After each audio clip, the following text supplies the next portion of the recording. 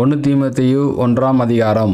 நம்முடைய இரட்சகராய் இருக்கிற தேவனும் நம்முடைய நம்பிக்கையாக இருக்கிற கர்த்தராகிய இயேசு கிறிஸ்துவும் கட்டளையிட்டபடியே இயேசு கிறிஸ்துவின் அப்போஸ்தலனாய் இருக்கிற பவுல் விசுவாசத்தில் உத்தம குமாரனாகிய தீமோத்தேயுக்கு எழுதுகிறதாவது, நம்முடைய பிதாவாகிய தேவனாலும் நம்முடைய கர்த்தராகிய கிறிஸ்து இயேசுவினாலும் கிருபையும் இரக்கமும் சமாதானமும் உண்டாவதாக.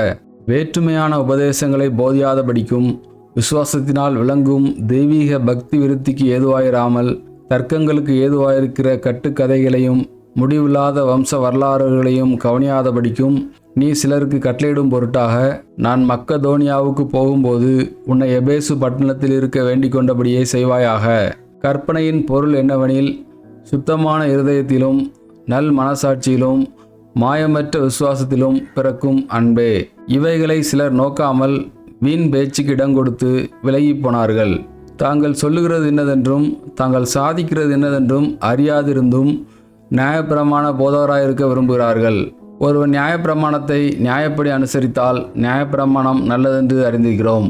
எங்களுக்கு தெரிந்திருக்கிறபடி நியாயப்பிரமாணம் நீதிமானுக்கு விதிக்கப்படாமல் அக்கிரமக்காரருக்கும் அடங்காதவர்களுக்கும் பக்தி இல்லாதவர்களுக்கும் பாவிகளுக்கும் அசுத்தருக்கும் சீர்கெட்டவர்களுக்கும் தாய் தகப்பன்மாரை அடிக்கிறவர்களுக்கும் கொலைபாதகருக்கும் வேசிக்கல்லருக்கும் ஆண்புணர்ச்சிக்காரருக்கும் மனுஷரை திருடுகிறவர்களுக்கும் பொய்யருக்கும் பொய்யானிடுகிறவர்களுக்கும் நித்தியானந்த தேவனுடைய மகிமையான சுவிசேஷத்தின்படி எனக்கு ஒப்புவிக்கப்பட்டிருக்கிற ஆரோக்கியமான உபதேசத்திற்கு எதிரடையாயிருக்கிற மற்ற எந்த செய்கைக்கும் விரோதமாய் விதிக்கப்பட்டிருக்கிறது.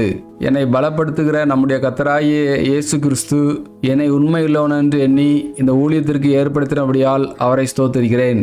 முன்னே நான் தூசிக்கிறவனும் துன்பப்படுத்துகிறவனும் கொடுமை செய்கிறவனுமாயிருந்தேன். அப்படி இருந்தும் நான் அறியாமல் அவிசுவாசத்தினாலே அப்படி செய்தபடியினால் இரக்கம் பெற்றேன். நம்முடைய கர்த்தரின் கிருபை கிறிஸ்து இயேசுவின் மேலுள்ள விசுவாசத்தோடும் அன்போடும் கூட என்னிடத்தில் பரிபூர்ணமாய் பெருகிற்று. பாவிகளை ரட்சிக்க கிறிஸ்து இயேசு உலகத்தில் வந்தார் என்கிற வார்த்தை உண்மையும் எல்லா அங்கீகரிப்புக்கும் பாத்திரமானது. அவர்களில் பிரதான பாவி நான். அப்படி இருந்தும் நித்திய ஜீவனை அடையும்படி இனிமேல் இயேசு கிறிஸ்துவனிடத்தில் விசுவாசமாயிருப்பவர்களுக்கு திஷ்டாந்தம் உண்டாகும் பொருட்டு பிரதான பாவியாகிய என்னிடத்தில் அவர் எல்லா நீடிய பொறுமையையும் காண்பிக்கும்படிக்கு இரக்கம் பெற்றேன். நித்தியமும் அழிவில்லாமையும் அதரிசனமுள்ள ராஜனுமாய் தாம் ஒருவரே ஞானமுள்ள தேவனுமாயிருக்கிறவருக்கு கனமும் மகிமையும் சதாகாலங்களிலும் உண்டாயிருப்பதாக. ஆமேன். குமாரனாகிய தீமோத்தேயுவே, உன்னை குறித்து முன் உண்டான தீர்க்க தரிசனங்களின்படியே நீ அவைகளை முன்னிட்டு நல்ல போராட்டம் பண்ணும்படி இந்த கட்டளையை உனக்கு ஒப்புவிக்கிறேன்.